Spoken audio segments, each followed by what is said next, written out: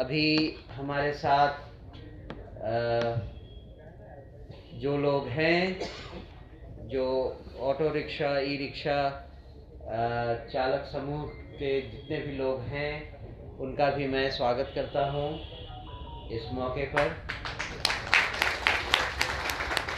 जैसा कि आप सब जानते हैं, आज हम जब जमा हुए हैं तो ये एक बहुत विशेष दिन है। आज का दिन पूरे विश्व में मजदूर दिवस के नाम पर मनाया जाता है और हम विश्व भर में, विशेषकर बिहार में, सारे मजदूर भाइयों बहनों को जन स्वराज पार्टी की तरफ से अपनी शुभकामनाएं देता हूं।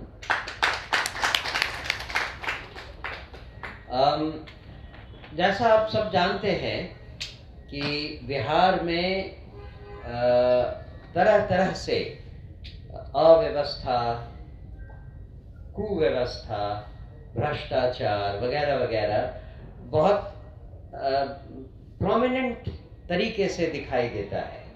ये समस्या पूरे भारत में भी है, लेकिन जो बिहार में दिखाई देता है उसका स्केल बिल्कुल अलग है। और इस मामले में हमारे जो भाई बहन, खुशी की बात है कि उसमें बहन भी हैं, जो ऑटो रिक्शा और ई रिक्शा चलाते हैं, उनको इस अव्यवस्था की मार कुछ ज़्यादा ही झेलनी पड़ती है। आप सब पत्रकार भाई बंधु जानते हैं कि और आप सब ने महसूस भी किया होगा आम जिंदगी में कि बहुत समय से उन पर हो रहे जुल्म और अत्याचार के ऊपर किसी भी तरह की सरकार ने कोई ध्यान नहीं दिया है। और ध्यान नहीं देने का एक बहुत सिंपल कारण है, वो ये कि जो अत्याचार, जो तकलीफ इनको होती है, उसके बेस में, उसके मूल में भ्रष्टाचार है। और उस भ्रष्टाचार को रोकने में सरकारें, कोई भी सरकार जो अभी तक बिहार में रही है, वो नाकामयाब रही है। जहां इनको फ्री, मुफ्त आवागमन की सुविधा है, वहां भी अगर कोई दबंग आकर इनसे पैसे ऐंठता है तो ये सरकार के जिम्मे आता है कि वो ऐसी गुंडागर्दी, दबंगई को रोके। लेकिन सरकारें, कोई भी सरकार अभी तक ऐसा करने में नाकामयाब रही है। मुझे खुशी है इस बात की कि हमारे ऑटो और ई रिक्शा चालक भाइयों बहनों से हमारी और प्रशांत जी की मुलाकात कुछ दिनों से हो रही है और ये निर्णय लिया गया है कि हम इनके साथ मिलकर इस लड़ाई में इनका साथ देंगे। और उसके तहत एक महासंघ हम लोगों ने बनाया है जिसका नाम रखा गया है जन स्वराज ऑटो और ई रिक्शा चालक महासंघ बिहार। मुझे खुशी है कि इस समय हमारे पास इस महासंघ के अध्यक्ष, महासचिव, संयोजक और कोषाध्यक्ष हमारे साथ यहाँ बैठे हैं और इस महासंघ के बहुत सारे साथी हमारे साथ आज यहाँ ऑडियंस में भी हैं। मैं एक बार पुनः आप सबका यहाँ स्वागत करता हूँ। मैं इनको आपसे इंट्रोड्यूस करवाऊं, इससे पहले मैं दो चार बातें और कह देना चाहता हूँ। अभी जिस हालत में जन स्वराज पार्टी है, उसमें ही हमने इस ऑटो एवं ई रिक्शा चालक महासंघ की एक मदद की शुरुआत कर दी है। वो कैसे?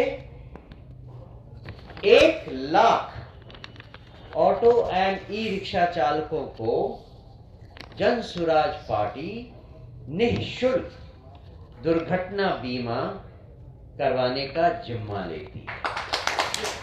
वो अभी से ही, मतलब सरकार में चुनाव आए या ना आए, हम सरकार में आए या ना आए, इससे अंतर आए बिना हम अभी से ही इनको ये दुर्घटना बीमा देने की शुरुआत करें। इसकी शुरुआत हमने कर दी है। अगर और जब हमारी सरकार बनी, तब हम दो बातों का वायदा और भी करते हैं। सबसे पहली बात तो ये कि जिन जिन भाइयों बहनों को ऑटो के लिए, ऑटो खरीदने के लिए लोन की जरूरत पड़ेगी, उसमें जो ईएमआई है उसको हम 4% ब्याज पर ही इन्हें देने के लिए कहेंगे। बाकी जो भी हो 4% के अलावा वह जनसुराज की सरकार देगी। और ये बहुत ऑब्वियस पॉइंट है, लेकिन फिर भी इसको एक और बात मैं कह देना चाहता हूं। जनसुराज ने जनरली ये वादा किया है कि अगर और जब हमारी सरकार बनी तो भ्रष्टाचार मुक्त समाज बिहार में लाएंगे। इसका डायरेक्ट मतलब हमारे ऑटो और ई रिक्शा चालक भाइयों बहनों का ये होगा कि उन पर जो दबंगई होती है। पहला सवाल ये है कि आपने कहा कि 1 लाख ऑटो चालकों को बीमा देंगे, उसकी राशि क्या होगी, आप ये भी बताइए। हाँ, मेरे ख्याल से अभी इस पर बात चल रही थी, लेकिन मुझे लगता है कि 2 लाख रुपए का ये बीमा अमाउंट होगा। और सर दूसरा सवाल ये है कि सबसे बड़ी समस्या है पटना में जो है ऑटो स्टैंड नहीं है, चलती सड़क पे ऑटो लगती है, तो उसके लिए आप लोग क्या करें? उसके लिए तो जब हमें सरकार में ले आइए, फिर हम आपको दिखाएंगे कि हम क्या कर सकते हैं। और सर सवाल ये भी है कि जो यात्री होते हैं उनसे ऑटो चालक कभी कभी मनमानी राशि भी लेते हैं, इस पे आपका क्या स्टैंड है? उसको भी रेगुलेट करने का काम होगा, क्योंकि एक बार अगर उनके ऊपर अत्याचार होना बंद हो गया तो उसको रेगुलेट करना आसान होगा।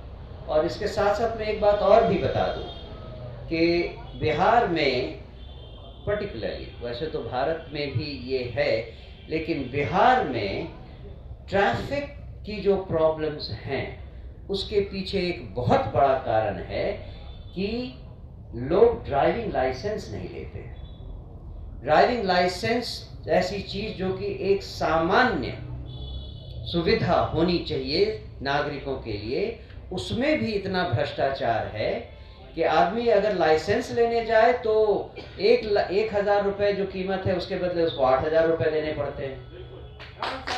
तो एक बार अगर हमने भ्रष्टाचार में कमी कर दी और सरकार को सुचारू रूप से चला दिया, तो लोगों को ड्राइविंग लाइसेंस भी प्रॉपर्ली मिलना शुरू होगा। और अगर ड्राइविंग लाइसेंस सही ढंग से मिला, जिसमें सही ट्रेनिंग होती है, सही एटिकेट सिखाए जाते हैं, सब कुछ उसका तरीका है, तो उसके बाद आप देखेंगे इसका वाइड रेंजिंग असर होगा। सड़कों पर जिस तरह से ट्रैफिक चलती है, चाहे वो ऑटो रिक्शा हो, ई रिक्शा हो, निजी वाहन हो, ट्रक हो या बस हो, सारे के सारे ड्राइवर्स केवल वैसे ही होंगे जिनके पास प्रॉपर ड्राइविंग लाइसेंस होगा, और जो बिना लाइसेंस के चलाएगा उसको बहुत हेवी फाइन देना पड़ेगा। सवाल आपसे है, आपसे एक सवाल है कि आपने कहा कि ऑटो वालों के साथ में, ई रिक्शा वालों के साथ में अत्याचार होता है। जी। पटना में कई ऐसे ड्राइवर हैं जी जो जिनकी उम्र बहुत कम है, जो ऑटो चला रहे हैं, उनके वजह से हादसे होते हैं, उनके वजह से बहुत सारी घटनाएं हो जाती हैं, तो उस पर आप लोग रोक क्यों नहीं लगाते हैं? दूसरा सवाल सुन लीजिए, आपने कहा कि हमारे ऊपर अत्याचार होता है, आपके ऊपर अत्याचार होता है, तो क्या आप पैसेंजरों के साथ भी वैसे ही अत्याचार करेंगे, मनमाना वसूली लेंगे, भाड़ा लेंगे? मैं इस पर ब्रीफ कर देता हूँ। जब आपका पहला सवाल है कि नाबालिग, तो मैं याद दिलाना चाहता हूँ कि हम लोग उसके पैरोकार नहीं हैं। बेरोजगारी और बेकारी एक बहुत बड़ी समस्या है। आप देखेंगे कि चाय के दुकान में कहीं न कहीं ढाबे में कहीं छोटू आपको जरूर मिलेगा, चाय का प्लेट धोते हुए। तो वो छोटू किसी घर के मालिक होता है, ना कि छोटू, उसके पास जिम्मेदारी है, वो अपने परिवार के लिए जो है प्लेट धो रहा है। उसी तरह से आप समझिए कि जब लॉकडाउन हुआ, पूरे हिंदुस्तान में जो है हाहाकार मच गया, बेरोजगारी हुई, तो तमाम लोगों ने क्या किया कि कुछ मिला नहीं मिला, घर का गहना जेवर बेच करके ई रिक्शा ले लिया और ई रिक्शा लेकर सड़कों पर अपना जो है वो रोजगार करने लगा। उस परिस्थिति में मान लीजिए ई रिक्शा की संख्या ज़्यादा, आप पूरे हिंदुस्तान में देख लीजिए ई रिक्शा डंप हो रहा है जहाँ तहाँ शहर से। उसको जो है जब आप पॉल्यूशन फ्री के नाम पे ई रिक्शा को फ्री किए तो उसकी संख्या भी आपको सीमित रखना चाहिए। तो सरकार का इस ट्रैफिक का कोई कंट्रोल नहीं है, ट्रैफिक सिस्टम में किसी ढंग का कोई इम्प्रूवमेंट नहीं है। मैं पिछले 27 सालों से पटना की सड़कों पर खुद भी ऑटो चला रहा हूँ, एट ए प्रेजेंट अभी भी चला रहा हूँ। उसके सारे दुख दर्दों को मैंने भींग करके देखा है। इसीलिए ये सवाल करना है कि यूनियन क्यों नहीं रोकती है, ये सवाल जब मैंने उन चालकों से किया जो नाबालिग हैं, तो उनके गार्जियन मेरे पास आए और उनका कहना था कि बउआ हमारे घर के नमक तेल इसी से चलता है, तो तू चला देवा, तू नेता बनते हा तो हमारे घर तू चला देवा। ये जवाब उनका आता है। ऐसा नहीं कि मैंने प्रयास नहीं किया, सरकार का भी जो है निगाह रहना चाहिए। 25,000 फाइन, आपको मालूम होना चाहिए कि कोई भी नाबालिग यदि ड्राइविंग करता है तो उसको 25,000 का जो है मोटी रकम जो है फाइन देनी पड़ती है। लेकिन सरकार भी देखती है कि इतना गरीबी है, बेरोजगारी है, महंगाई है, कोई यदि कमा रहा है तो उसको टच नहीं करता, अक्सर टच नहीं करता। मतलब कहने का आपका ये है कि उसकी गरीबी को देखते हुए दूसरे के जीवन को आप चाहते हैं कि खतरे में डालिए? ऐसा नहीं, ऐसा नहीं। आप कानून का इम्प्रूवमेंट कीजिए। मैं यदि उसमें कोई विरोध करूं, नहीं, इसका जवाब बहुत आसान है। अगर इतनी ही चिंता है तो सरकार नहीं, अगर जी उनको बोलने तो दीजिए, पहले उसके बाद ना ठीक है। मैं सब नहीं, आपने कहा गरीबी है, जी ठीक है जी। मैं उस ड्राइवर के ऑटो में बैठता हूँ, जाके एक्सीडेंट करेगा तो मुझे क्या, वो तो आपको कहे भाई गरीब छोटा बच्चा था, आप तो हर एक्सक्यूज आप देने के लिए तैयार हैं। ऐसा है कि इसके लिए सिर्फ और सिर्फ यूनियन जवाबदेह नहीं है। एज ए लॉ आपको देखना है, ट्रैफिक को देखना है कि कौन नाबालिग है, उस पर फाइन करना है। उसमें मैं कोई व्यवधान करूं तो मैं दोषी होता हूं। जी, हमारा सवाल है कि नशा करके जो चलाते हैं, एक तो हमारे सामने ही एक्सीडेंट कर दिया। जी। तो हमने रोका भी, बचाया भी उसका, मगर फिर चलाने लगा और दूसरे में जाके टक्कर मार। तो कई अभी तो शराबबंदी है, मगर फिर भी वो धड़ल्ले से पी के जो चलाते हैं और लगातार एक्सीडेंट कर रहे हैं ऑटो को। और कई जगहों पे हम देखे हैं और मेरे पास ये शराबबंदी ढकोसला है। पहली बात, अरे भाई शराब, एक मिनट मुझे बोलने दें। आपने सवाल किया है कि शराबबंदी ढकोसला है, पहला पॉइंट। दूसरा पॉइंट कि चालक, मेरा सवाल कुछ और है। हाँ, वो आ रहे हैं। आपने कहा कि शराब पी के गाड़ी चला रहा है, आपने कहा, बोला ना, है ना? तो शराबबंदी रहा तो आया कहाँ से शराब? पहले शराबबंदी को हटवा लीजिए मुख्यमंत्री बन के, उसके बाद पी के चलाइए। मैं हटवा लूं और मैं पी के चलाऊं, ऐसा तो मैं नहीं कह रहा हूं। मैं ये कह रहा हूं कि हमारा जो 40,000 का समाज है वो 40,000 हरिश्चंद्र नहीं है।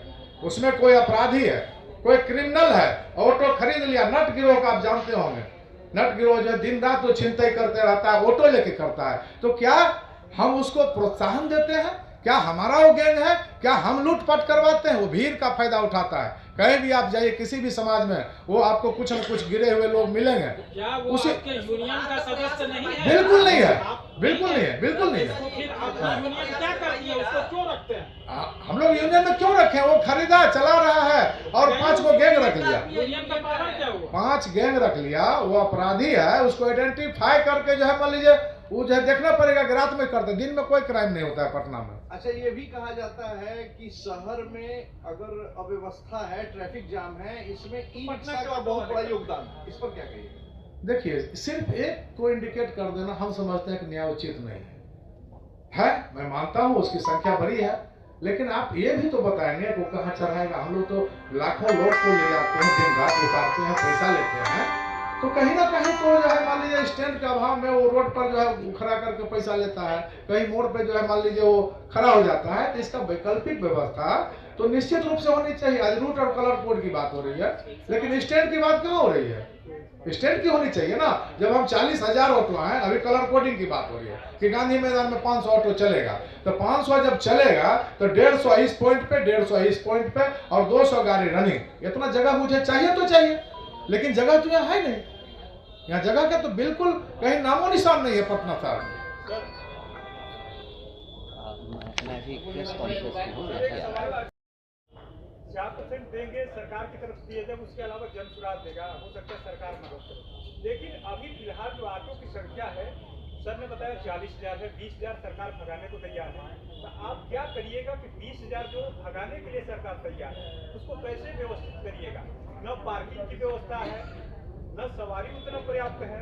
जिस तरीके का व्यवस्था है, स्कूल में ऑटो बंद कर दिया गया, आपने कहा कि हम और ऑटो वालों को प्रोत्साहित करेंगे। नहीं, आपने पूरी बात को थोड़ा मिस इंटरप्रेट कर लिया है। पहली बात, ऑटो और ई रिक्शा चालक जो हम इस महासंघ का हिस्सा मानते हैं, वो केवल पटना के नहीं हैं, पूरे बिहार के। और पूरे बिहार में ऑटो चालक जो हैं उनकी संख्या केवल 40,000 नहीं, बहुत ज्यादा है। तो पटना में जो भी समस्या है, या वो चालकों की समस्या हो, परिस्थितियों की समस्या हो, इंफ्रास्ट्रक्चर की समस्या हो, उससे जूझना अभी जो सरकार है उसका काम है। और पिछले 40 सालों में जो सरकारें लगातार रह चुकी हैं, उनका काम था। हम जब आएंगे तब इन बातों पर ध्यान देंगे। मनोज जी, जैसा कि आपने कहा कि प्रीमियम आपके तरफ से भरा जाएगा, क्या कुछ ऐसा जन सुराज के पास प्लानिंग है कि जो मन बढ़ू ऑटो चालक है उनको ट्रेन करके थोड़ा सही रास्ते पे लाया जाए? वो तो एक प्रक्रिया है जिसको जरूर सही ढंग से इम्प्लीमेंट किया जाएगा, उसको लागू किया जाएगा, उसमें कोई ये बात नहीं। इससे पहले कि मैं इस मीटिंग को खत्म करूं, सर एक सवाल है, आपने कहा शुरू में ही कि जो डीएल होता है, बहुत सारे लोग डीएल नहीं करवाते हैं, ड्राइविंग लाइसेंस जी, उसके लिए आप क्या करने वाले? क्योंकि ये तो काम जो है सरकार के बिना भी हो सकता है, या उसके लिए आप कोई शिविर लगा रहे हैं जो चालक है? सरकार के बिना कैसे हो सकता है ये काम? आरटीओ जो है, जहाँ पे भ्रष्टाचार है, वो तो सरकार का ही भाग है। तो अगर आरटीओ को आप सही कर दें, सारे आरटीओ को जो बिहार में हैं उनको सही कर दें, और किसी भी आदमी को बिना सही ट्रेनिंग के और बिना सही टेस्ट के ड्राइविंग लाइसेंस ना मिले, तो बहुत सारी समस्याएं दूर हो जाएंगी, ठीक है ना। और मैं चाहता हूं कि इससे पहले कि हम इस मीटिंग को खत्म करें, हमारे ई रिक्शा और ऑटो चालकों में रिसेंटली कुछ महिलाएं भी शामिल हैं। मैं चाहूंगा कि वो जो गिनी चुनी महिलाएं हमारे भाइयों के साथ हैं, वो आपसे मिलें और हम उनका स्वागत करेंगे इस मौके पर, इस प्रेस कॉन्फ्रेंस के सामने।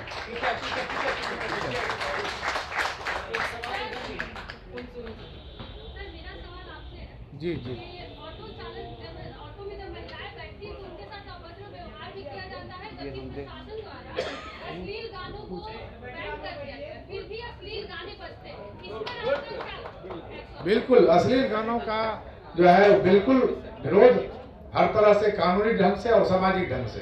दूसरी बात कि महिला से जो अभद्रता की सवाल आपने खड़े किया है, तो ये पीछे जो महिलाएं हैं वो आपको गवाही देने के लिए तैयार है कि वर्ष 2013 में 150 महिलाओं को मैंने प्रशिक्षण दिया था। वहां ना कोई सरकार था, ना कोई पार्टी थी, सिर्फ और सिर्फ यूनियन था। और सिर्फ मगध एजेंसी का मैं नाम लेना चाहूंगा। उसने गाड़ी दिया, उसने फ्यूल दिया, और हमने 150 महिलाओं को तैयार किया। पर्पस क्या था कि ये जो ऑटो चालक बदनाम है कि महिलाओं से छेड़खानी होती है, तो अब हम ये कंप्लेन करते हैं कि हमारे महिला ऑटो चालकों से जो छेड़खानी होती है उसके लिए आप क्या कर रहे हैं? नहीं, ठीक है।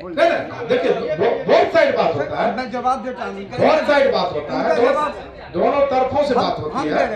हमने महिला को सुरक्षित यात्रा के लिए इनको प्रशिक्षित किया कि महिलाएं सुरक्षित जाए। प्रीपेड का सिस्टम पटना जंक्शन पर आया। सर, हमने कई बार ये भी देखा है कि महिला जो ऑटो चालक है, उनके साथ पुरुष जो ऑटो चालक होते हैं वो खुद उनके सामने दबंगाई करते हैं कि आप में सवारी नहीं बैठेगा हमारे। ये जवाब देंगे। ये तो महिला से आप जवाब ले सकते हैं, 13 साल से ऑटो चला रहे हैं। नहीं, बात तो सिंपल है, बात बहुत सिंपल है। ये हमारा समाज जितना गिर चुका है आजकल, उसका रिफ्लेक्शन है।